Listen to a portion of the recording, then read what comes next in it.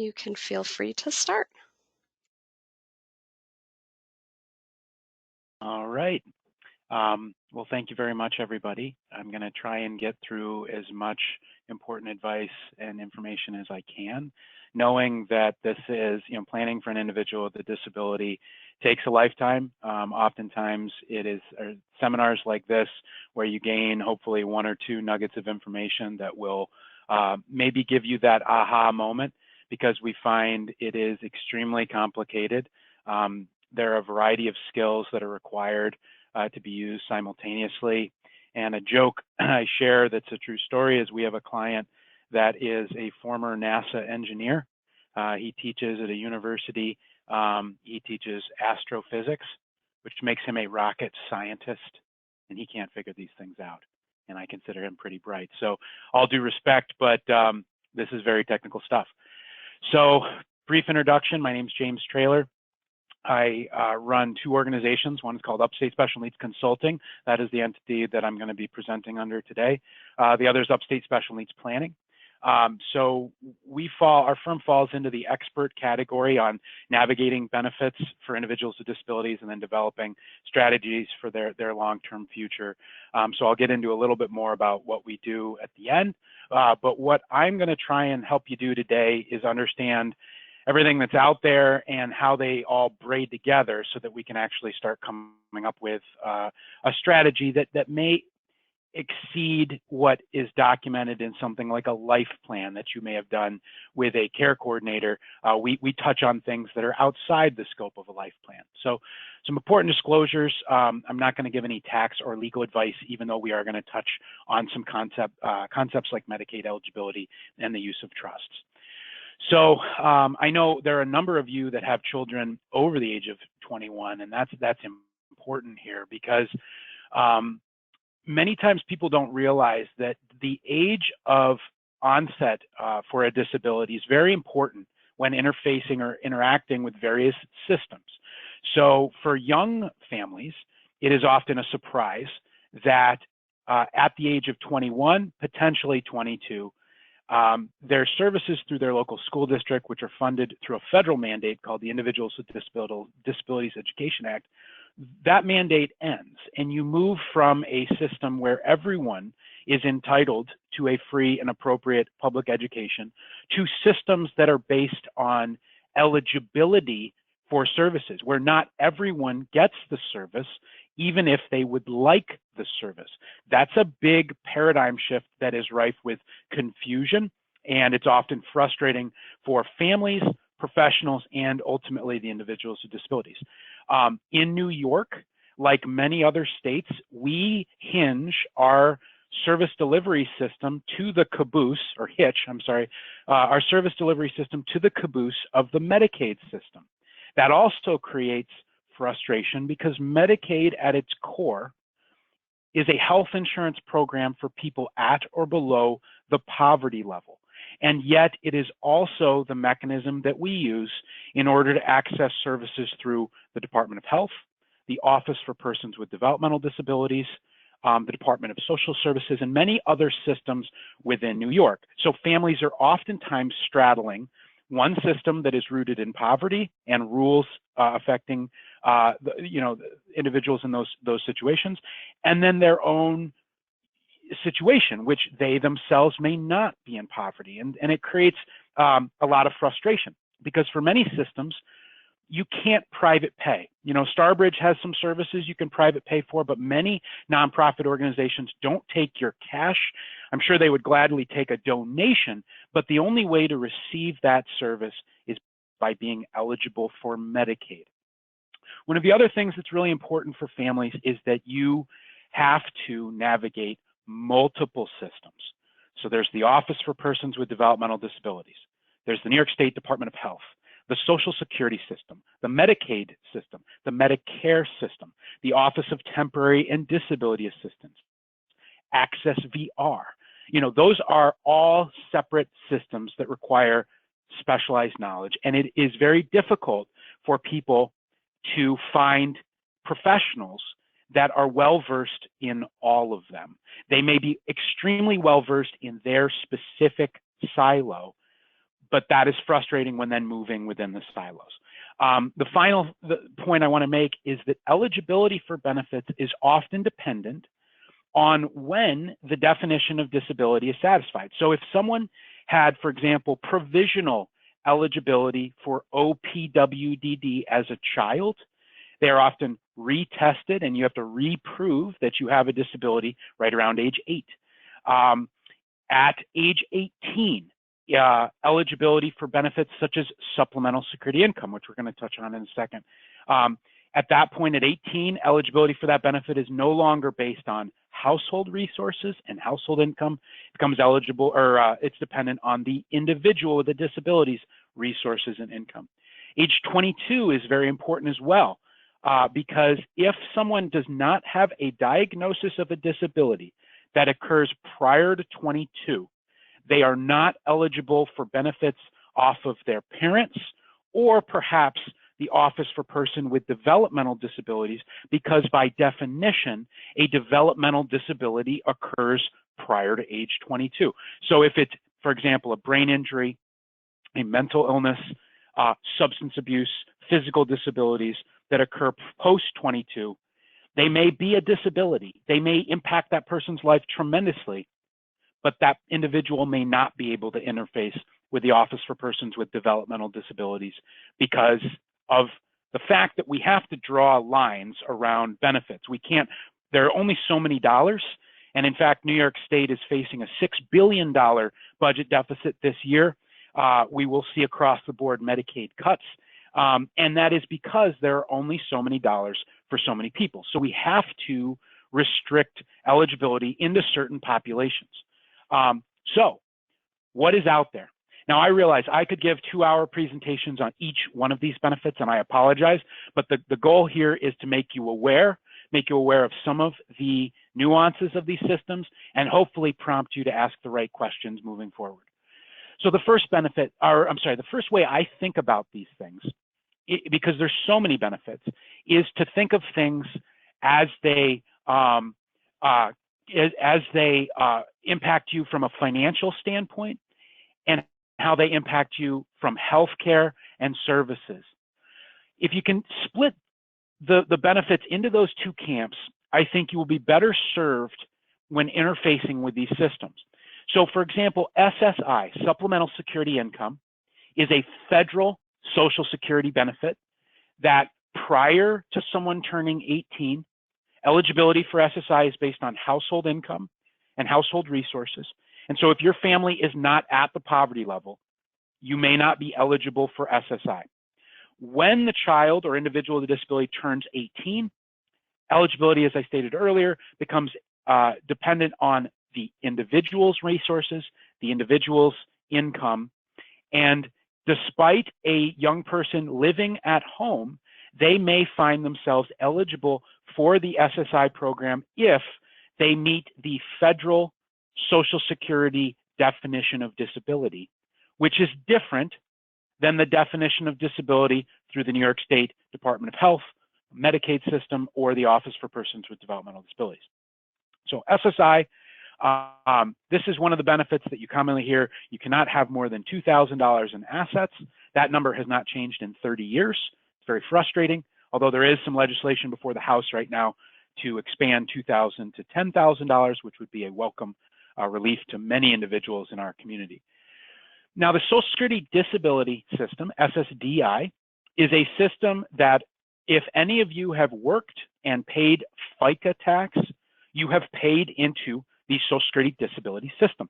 It's a system that you can become vested in the longer you work. Every quarter, you can potentially earn credits, and depending on when your disability starts, you may become vested in that system as early as age 20.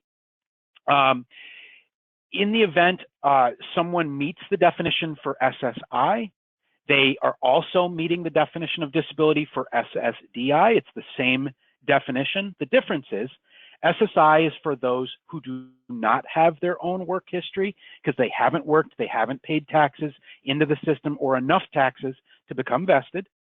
SSDI is for those citizens that have paid enough to become vested in an insurance-based benefit. So all of us have slightly different Social Security disability benefits based on the amount of FICA tax and the wages we have earned as taxpayers.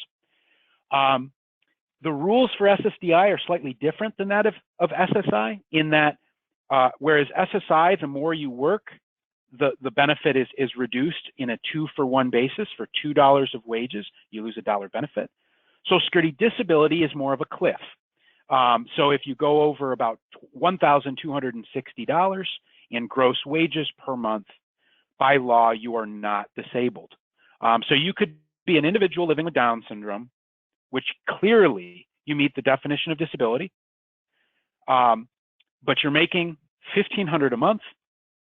By law, you are not disabled under the Social Security Act, not by virtue of the Down syndrome, but by virtue of the earnings. And so that's oftentimes very confusing to individuals that receive a letter saying you don't have a disability, and you're like, wait a second, I'm living with autism, or I'm living with cerebral palsy, I'm living with Down syndrome, I'm living with, you know, a significant mental health illness. Well, it's not that the health situation changed, it's the earnings changed. Now, there are many exceptions to that that are beyond the scope of today's presentation, but, you know, Social Security disability is that of a cliff. Childhood disability benefits. This is what I referred to earlier. If a parent of a person with a disability that meets the Social Security definition of disability, if the parent either dies, becomes disabled themselves and begins collecting Social Security disability on their own record, or what is, I guess we would all hope for, instead of dying or becoming disabled, they file for their own Social Security retirement benefits, that can trigger a childhood disability benefit for their child, regardless of the age of the child. So typically this would occur after the child turns 19, because prior to 19, if a parent were to die, for example, they're covered under the survivor program of the Social Security Act, not this program. This impacts adult children. But to give you an example, let's say you have a 20-year-old child. It was your youngest. You're a little bit of an older parent. You go into the Social Security office, you file for your benefits, and your child has been receiving SSI up until this point. One of the questions, hopefully, that the Social Security field worker would ask you is, do you have a child with a disability? Oftentimes they forget to ask that question, but nonetheless, if you answer yes, you can fill out an application for childhood disability benefits. And if that application is approved, the child will begin drawing on a benefit off of the parent's working record. Now, this can be significant. We have clients that are earning anywhere between $1,000 to $1,800 per month in childhood disability benefits, depending on the circumstances. It starts off as a 50% benefit. So if you look at your Social Security statement and you look at the amount you would receive at full retirement, which if you were born prior to 1960 could be as low as 66. If you're born after 1960, it is 67. So you look at the benefit you would receive at either 66 or 67 or some combination in between. You divide that number by half. So if I'm eligible for $3,000 a month at 67, my child is entitled to $1,500 a month off of my record when I either become disabled myself or collect Social Security. If I were to pass away, it goes from 50% of that number to 3/4, 75%. So it can be very significant. Individual supports and services, ISS, is also referred to as a housing subsidy. So I put it under the financial benefit side because it is a benefit paid through the Office for Persons with Developmental Disabilities to support individuals living in the community of their choosing, not necessarily a group home or a supported apartment, although it could potentially be a supported apartment. But it is additional money paid on a monthly basis to help them pay market rate rent. It is also something that can be embedded in a self-direction budget to help someone afford rent, whether it's the parents that own the property or a traditional landlord or apartment complex, what have you. It's additional money above and beyond the Social Security check to help them pay rent. The SNAP program, it's the federal food stamp program. provides a maximum benefit of $194 per month to help the individual pay for food. One question I get often is, James, my child lives with me, they're 22 years old, can they qualify for this benefit? Oftentimes the answer is yes, even if they live with you. However, this is an application and a system that is, I believe, set up to confuse people. For example, when you're filling out the application asks you how many people live in the house. Most of our clients list 2, 3, 5, 7. My dad was one of 7, so it was 9. That is incorrect. By federal law, a household is defined as an individual buying and preparing their own food. So you could have a group home with 6 people living in the group home. You have 6 individual households. And that's significant by considering it a household of 1, you exclude the resources of the other residents when applying for the benefit. And you're not doing anything unethical or illegal, you're simply following the rules, but the rules do not necessarily come with a disclosure. So when they ask you how many people live in the house, most people put the correct number of people physically living in the house, when in reality, the answer may be 1, because it's the individual with a disability that is preparing or buying their own food, even if they're doing so with supports. So it's a maximum of $194 that can go a long way. You can also cash it in for credits if you use the Rochester Public Market or a local public market. You can get tokens to buy fresh produce in the summers. It's pretty neat. HEAP. HEAP is the Home Energy Assistance Program. It is used right around this time of year where it's very cold out, between November and usually March, to help lower the utility bills of an individual with a disability that is responsible for their own heating. So if they're living in an apartment in which heat is included, they may be eligible only for a small amount of HEAP. If, however, they are responsible for their own heating and cooling, so if in Rochester you have an RG&E bill, it's in the person's name, they may be eligible for a credit that, depending on how they get their heat, could be as high as $2,000. For most people, it's in the $400 to $500 annual amount. And the final area that I put under financial benefits would be self-directed services, which is a Medicaid service through OPWDD. Self-direction I put in the financial side because self-direction allows an individual with a disability to live in the community and to pay for things, typically services, sometimes goods, but mainly services. So we have clients using self-direction to pay for their own staff, help pay rent, help pay utilities, help pay transportation or community classes. And these are things that financially make a tremendous impact on someone's ability to live independently in the community. If done properly and someone is eligible, a combination of Social Security, self-direction, and a variety of these benefits elevates someone out of poverty and allows them to live in the community. Maybe they can't live in a 5,000 square foot house, but they can live in a safe community where they choose to live, not necessarily where a spot opens up. So it's not for everyone, but it is a tool that we leverage often to support independent living. On the other side of the equation, we have healthcare and services. Number 1, we have Medicaid. Now, something that is often confused is Medicaid is both a health insurance program for people below the poverty level and the system that we use to access all other services. Okay, New York State spends 1 out of 3 tax dollars on Medicaid. It is a massive, massive state system. But I get phone calls every day. James, I have Blue Cross Blue Shield. I have MVP. I don't need Medicaid for my child. And you may not need Medicaid for health insurance because you may have employer-provided health insurance, but Excellus or MVP does not necessarily pay Starbridge or pay Heritage Christian Services or pay the Arc of Ontario or the Arc of Monroe.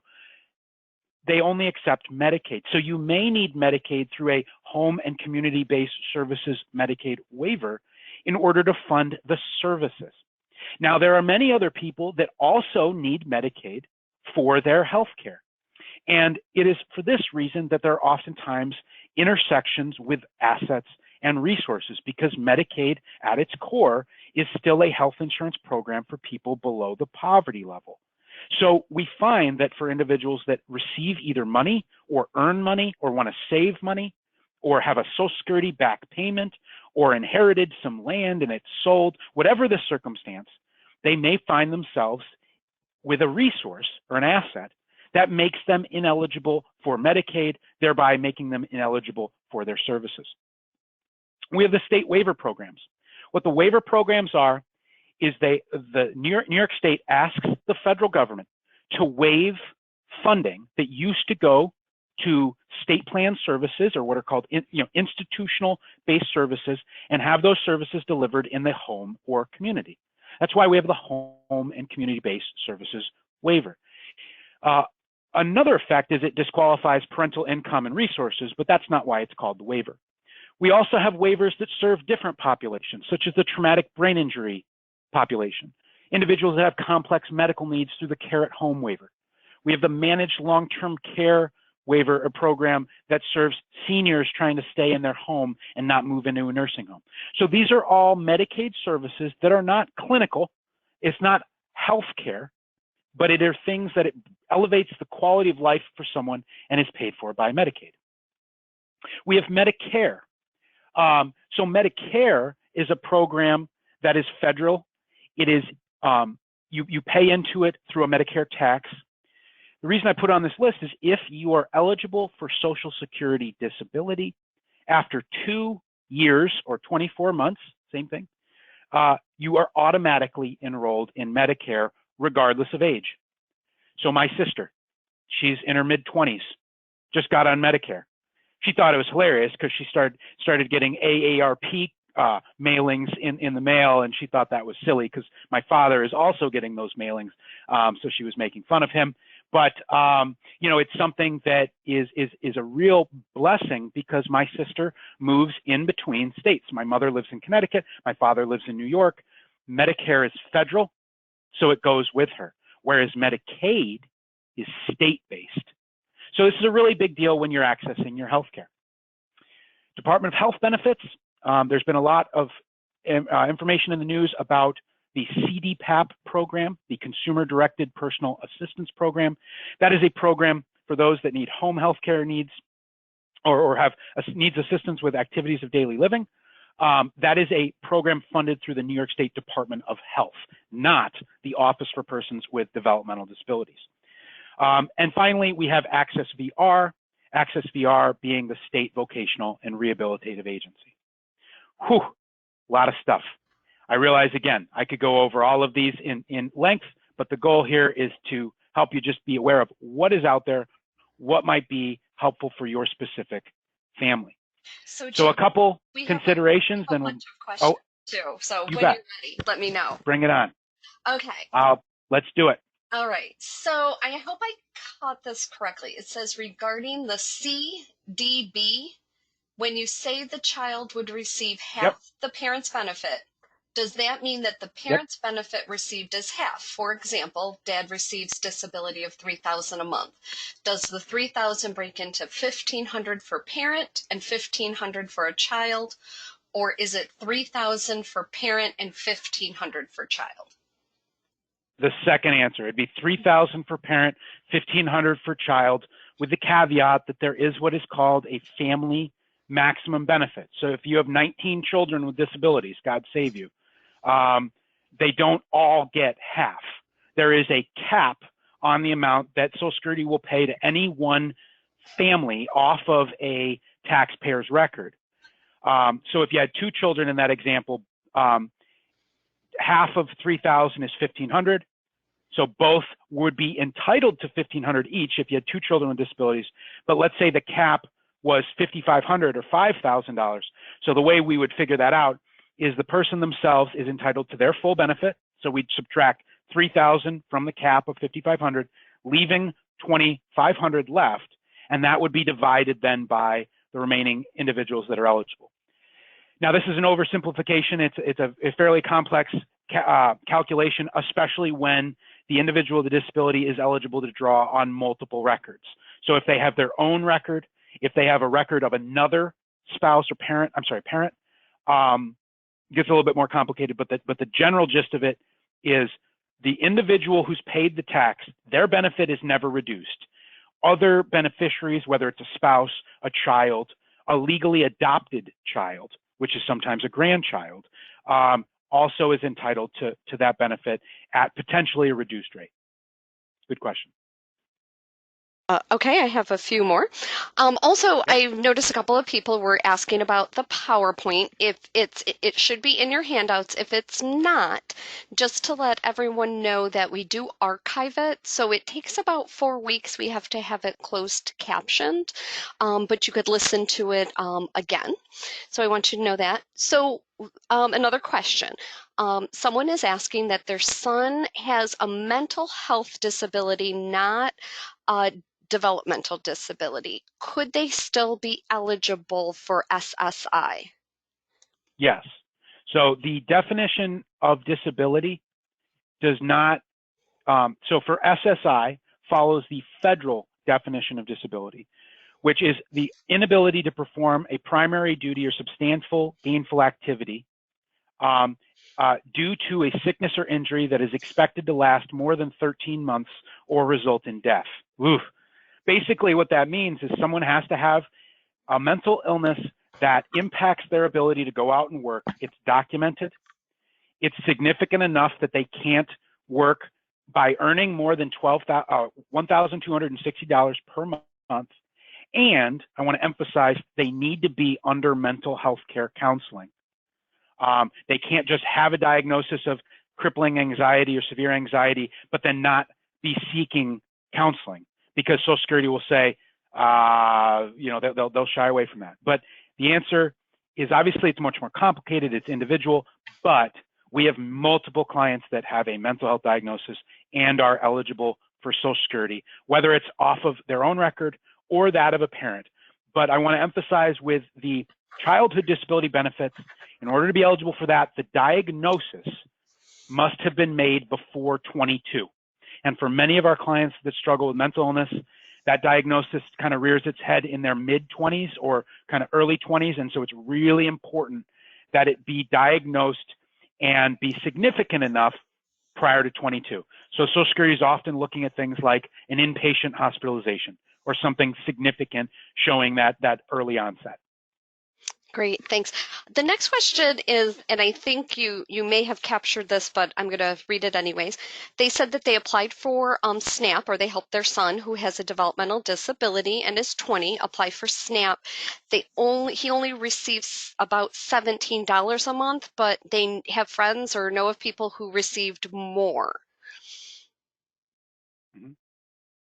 So they're kind that's of a little bit tricky. Yeah. I assume, well, and that, so individuals that are eligible for SSI are eligible for, it used to be $15, it just went up to $17 per month.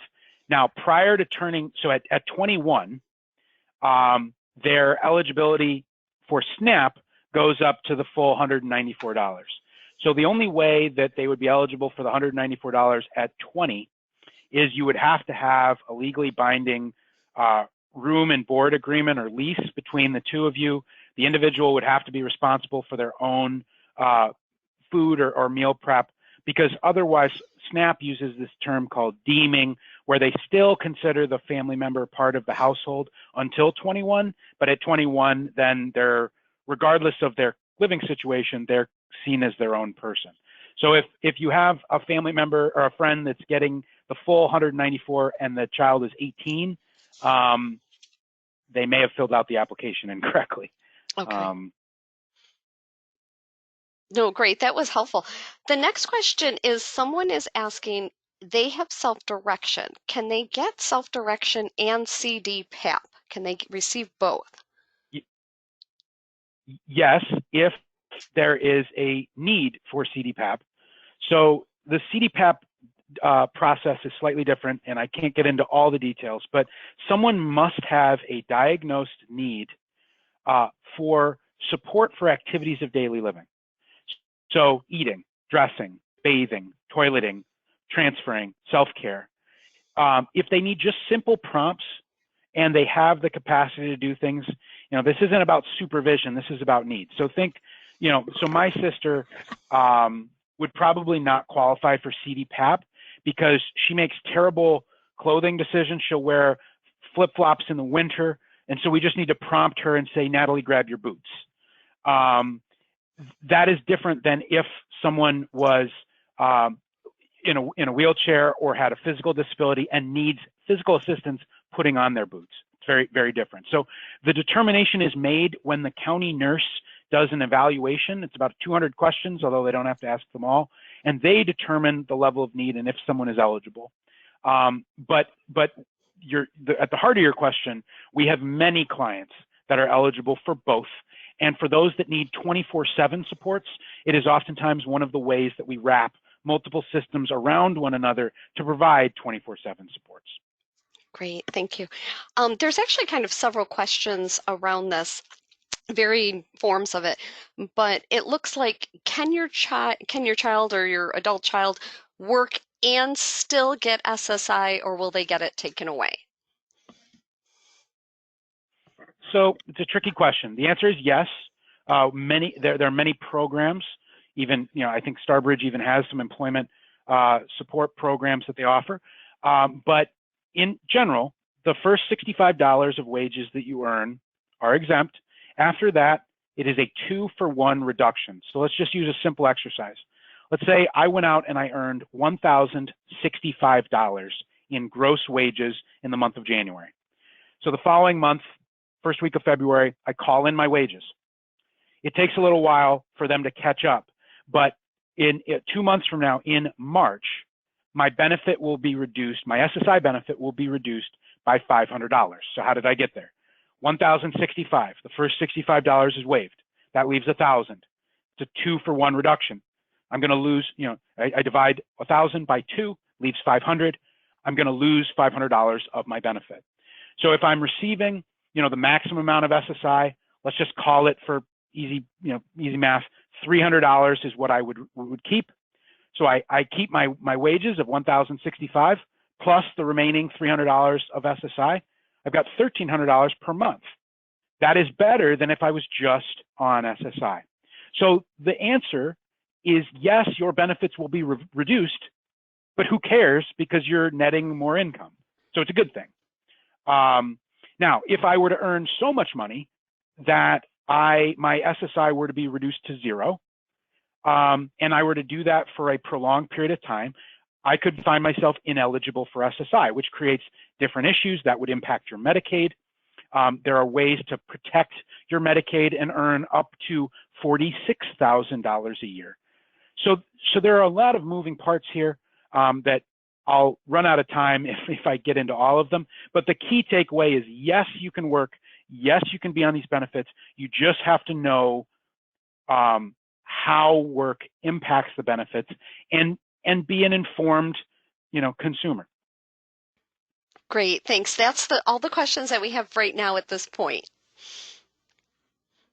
Great. So I'll probably have to cut a couple things short, which is okay. That's perfectly fine. So really quickly, some legal considerations that people oftentimes have to consider. I mentioned earlier, both SSI and Medicaid have resource limit rules and are impacted by income. So at certain places, either because the individual wants to save their own income or they come into assets either through death or an inheritance or a lucky scratch-off ticket, they may need to shield those assets. And one of the tools we use is something called the Special Needs Trust. Some other considerations. I believe Starbridge has done a webinar on ABLE accounts. ABLE accounts are an expansion of the 529 College Savings Plan, but they're designed for people with disabilities. So one consideration I want you to be aware of, if someone is not their own guardian and they go to set up an ABLE account, they have to modify their guardianship to include something called property powers. Now in Monroe County, we've worked with the Surrogates Court to make this an easy process that requires just an email and a letter to the court clerk to modify the guardianship order and does not require annual accounting. But I wanted to put it on people's radar so that they don't get all the way to the finish line to go set up an ABLE account and find that it's denied because they didn't change their guardianship. Strategies for paying bills. When people are living independently and they are their own guardian, we have to think about how they actually pay bills. So what's really neat is recently there have been some updates to the Medicaid field manual and the Social Security, what are called POMS, the manual for Social Security, that are allowing some secured debit cards as ways to help an individual with a disability safely pay their bills in the community while maintaining all of their benefits. So you're not actually giving someone cash, you're giving them a secured debit card that they can pay for certain categories of items that you as a parent or guardian or trustee designate. It's pretty neat. Home ownership. So we work with a lot of families that are considering purchasing a home for their child and they want to rent it back, or they have a home that maybe has an in-law apartment and they want to set that up as a separate unit for their child. And that is, for some families, an appropriate solution. We've set up about 85 homes across the state. The only thing that's tricky is in what capacity is that individual living there? Are they an owner of that house? Are they a tenant? If they have roommates or a live-in caregiver, is that person a tenant? There are considerations that need to be made, and shameless self-promotion, figuring those things out is some of the things we can help people with. Something else that's very important is Medicaid as a health insurance program for people at the poverty level does not consider all assets to be assets. So for example, Medicaid by itself does not consider a 401k to be an asset, either if it's in what's called pay status, or if someone is eligible for something called the Medicaid buy-in, they are allowed to have a 401k. They could even have a 401k with $1 million in it and still be on Medicaid. It's pretty neat. A person can have a car. A person can have a house. A person can have an ABLE account or a properly drafted special needs trust. So just because you're on Medicaid does not mean you have to live a life of poverty. It just means you have to be more thoughtful, or your family needs to be more thoughtful about how assets are owned. Because, as I mentioned earlier, if you lose Medicaid, you lose eligibility for a number of different services. Very quickly, I mentioned different special needs trusts. I'm going to get to the next slide, which I think is more important, but just briefly, there are different types of special needs trusts, and it all depends on whose money is going in. So we get calls weekly from either care coordinators or lawyers or injury law firms because someone now either has too much monthly income to get on Medicaid or is coming into money. And the money could be because they were involved in an accident and now they're getting a settlement, or an uncle passed away and left them a house, or whatever the circumstance, we get these phone calls. These are situations where if the money belongs to the individual with a disability themselves, their money, they can set up a trust and they can fund it with their own resource. It is referred to as a self-settled or first-party supplemental needs trust. These are also the same trusts that are used when someone's monthly Social Security income is in excess of the amount they're allowed to have for Medicaid, and they've been notified of something called a Medicaid spend down. Rather than give that money back to the county every month, you can contribute it to a special needs trust. A third-party trust is funded by basically anybody else, parents, grandparents, siblings, anybody else other than the individual. The big difference between the two is when the person with a disability funds their own trust, Medicaid places a lien on the trust to recoup funds after their death, whereas a third-party trust does not have that lien. Finally, there are things called pooled trusts. These are done through eligible nonprofit organizations. So locally here in Rochester, we have several: People's Inc., Future Care Planning, CDR, CDS, Heritage Christian, the Ark of Monroe, and the NYSARC Trust. So we have a number of different pooled trusts. I find they're useful for small sums of money, or when someone is over 65, or when there's really not anyone out there to help the individual with a disability in terms of providing services as a trustee, whether they don't have family, they don't have friends, they don't have someone they trust to oversee this money. So all three of these tools are useful to place resources for the person with a disability that are not counted against them for either SSI or Medicaid eligibility. So final concepts, and then we'll take a bunch more questions. Maximizing resources. So I mentioned when we first got going, you know, just like you can't learn to ride a bike attending a seminar, right? You can't maximize, or you can't master all these concepts in a 45-minute or an hour seminar.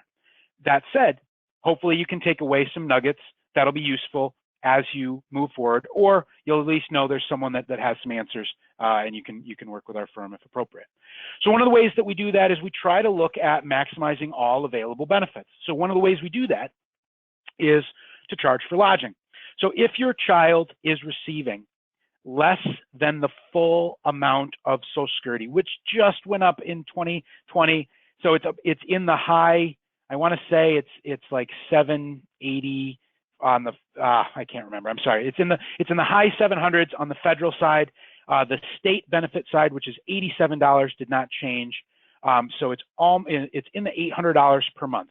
So if you're not getting $800 per month for the individual, it's probably because they are not paying their fair share of room and board. So when someone doesn't pay for rent or lives in a place that they couldn't possibly afford.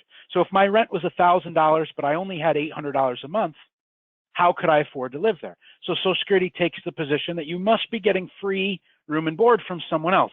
By getting free room and board from someone else, Social Security reduces the amount of benefit that you receive. They take the position that you must not need the full amount. So by charging a fair or an appropriate amount for lodging, you can actually create a situation where the individual with disability is awarded more benefit. Strategically electing Social Security benefits. Earlier, there was someone that mentioned if they were on disability, getting $3,000, how much would their child get?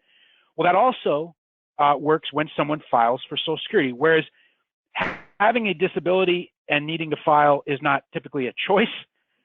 Filing for your Social Security retirement benefits is a choice for most people. So given the fact that your child may be eligible for a benefit on your record, pause needs to be taken before filing because the math is different. And a typical financial advisor just may not be aware of some of these auxiliary benefits. And it doesn't mean they're a bad advisor. This is just very, very specialized advice. Utilizing self-directed services. I've heard families say, you know, we really feel bad about using self-direction. Let's leave money for other families. And I honestly think that's a false narrative, and here's why. Do you honestly think that Medicaid benefits are free? They're not free. Every time you spend something at the grocery store or a department store, you pay an 8% sales tax. Every time you earn $1, you pay 6.55% income tax. Every time you pay your property or school taxes, every time you write a county tax bill or you know pay into these systems, you are funding the New York State Medicaid system. Okay, if you didn't want Medicaid-based services, you should move to Florida, where they don't have state income taxes and they don't provide services to their citizens. To the extent New York does. So we are a high tax, high service state. So because of that, I take the position that if your child is eligible for these benefits, you should take advantage of them, because one day you won't be there to provide some of this financial support. So it's much easier to get in the system now and begin maximizing these things. And for some families, especially those with limited means, self-direction allows them to provide a life for the individual with a disability that they may not be able to provide simply on their own resources. Maybe it's a camp that they can attend, or a class they can take, or going to a community college and having either self-direction or something like Access VR pick up the tab. These are really important, life-changing things that sometimes people feel like they shouldn't do, and I strongly disagree. Cross-systems benefits. So earlier we had questions about CDPAP. You know, one of the problems we have with the current service delivery system is that under self-direction, or OPWDD, we have something called the Nurse Practice Act. So the Nurse Practice Act, without getting into the politics, means that a staff person funded through OPWDD cannot administer medication. So functionally, that creates a massive barrier to independent living. So the exact same staff person paid through community habilitation, if they were paid through CDPAP, may administer medication if instructed by family, friends, guardians, etc. So it's a workaround. Also, there are times when someone's self-direction budget gets maxed out and we need extra hours. Or someone doesn't have an intellectual disability but has physical needs. If we get them eligible for Medicaid, we could get them on the CDPAP program. We could provide personal care at home. We could even potentially pay a family member to provide that personal care, even a parent, if the individual is over 21. So these are what are referred to as cross-systems benefits. We're tapping into systems that maybe we didn't even know about or were eligible through another mechanism. Building up resources. I mentioned ABLE accounts. ABLE accounts allow an individual to save $15,000 a year at a minimum, potentially $27,000 if they're working, and that money does not impact their SSI, does not impact their Medicaid. It's a wonderful new tool that we have at our disposal. I mentioned supplemental needs trusts. There are things that allow you to save money for a work goal and not have that money count towards your $2,000 limit. They're referred to as a PASS plan through the Social Security system. There are what are called impairment-related work expenses, which allow you to work more if you have transportation costs or medical costs, and you can earn more than you otherwise would have been able to, thereby being able to save more and not have your Social Security be reduced. So again, I realize I could give a 2-hour presentation on each one of those concepts. The takeaway is that when you understand that these are systems rooted in poverty, that there are all these options to get out of poverty. You just have to understand the rules. And we have to be thoughtful in where we locate resources so that we can maximize the benefits and still have a safety net. Because a $2,000 lifetime savings amount is, in my opinion, absurd. We are setting people on a razor-thin margin where one flat tire or car trouble or, lousy landlord not giving back a security deposit ties someone up where they could be homeless. So by creating alternatives where they can have additional resources, we are giving people safety nets that are absolutely critical. Finally, if someone is eligible for SSI and it is appropriate, they feel, and an Access VR counselor feels that they could attend a credit-bearing university class either at a community college or learning a trade such as welding, woodworking, pipe fitting, etc. Access VR will pay up to the SUNY rate regardless of financial standing of the parents. So we have a client, dad is a nurse practitioner. He makes about $100,000 a year. His son attends Alfred State University at their woodworking class down, and he's getting almost the full tuition paid for through Access VR because the young man is eligible for SSI. So dad's income is not considered. It's pretty neat. All right, final slide, then I'll take your questions. When to call us? Typically, we find we are useful when someone's at a key moment of transition, turning 18, a family's going through a divorce, a child is ready to move out and live independently. Those are all key moments where you need to put all of these things together and layer on top of that very specific financial advice, and we have the ability to deliver that. When someone wants to set up trusts or is considering how much money would my family member need or what would they do when I die, those are good reasons to give us a call. Someone's had a settlement. We get calls every week because there was an accident or an injury or a lawsuit, or even sometimes Social Security is saying you're out of compliance or Medicaid saying you're out of compliance. Because we know the rules, we're able oftentimes to fight back if someone has a case. And we find that oftentimes the field workers may not be aware of all the rules. It doesn't mean they're mean.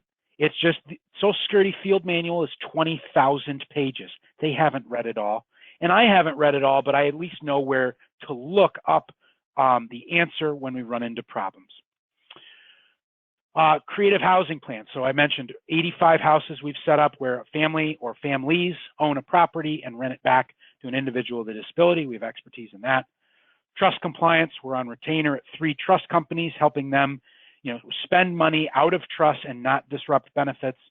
And finally, complex benefit planning. So those questions about childhood disability, survivor Social Security, the intersection between Medicaid and private insurance, the intersection of Medicare and private insurance, all of those rules falls under our expertise. And those are situations where someone should engage our firm and figure out if we can be helpful. So that's what's going on. I've got a couple more minutes for questions, and then we'll let you on with your day. Great, thank you. I have a question. It says, if an individual who has self-direction and utilizes CASA services, can they also receive CDPAP? So CASA, that would be someone who lives in the Metro New York City area. Is that, I don't know, because we're not in real time. So the CASA is typically for folks in like Manhattan. I could be mistaken on the circumstances, but the CASA in New York City is who oversees the CDPAP program. So if this person is from downstate, then that is the same entity. If I'm not understanding the question, I apologize, but it is possible to have both self-direction and CDPAP. New York City is its own animal because of how a variety of different reasons that I can't get into, but it is possible to have both. Great, thank you. They said, what happens, we're thinking about moving out of state. Can my daughter who gets SSI still receive SSI? She's 22 years old. Yes, so SSI is a federal benefit. It does not matter what state you live in. Now, individuals who are eligible for $1 of SSI are automatically enrolled in Medicaid. Medicaid is overseen at the state level. So the Medicaid would change when you change states. You'd have to open a new file. You would not have to do a new application because if SSI is still intact, Medicaid will be automatic. That said, it's still the jurisdiction is falling under another state. So you need to notify the state that you need to notify Social Security that you're moving, and then that would get transferred over. Great. And the last one, we've had several questions very similar, and it's about able and special needs trusts. What happens if the child dies and there's questions of if you have an able account and if you have a special needs trust, what happens if they do that and the child dies to the money?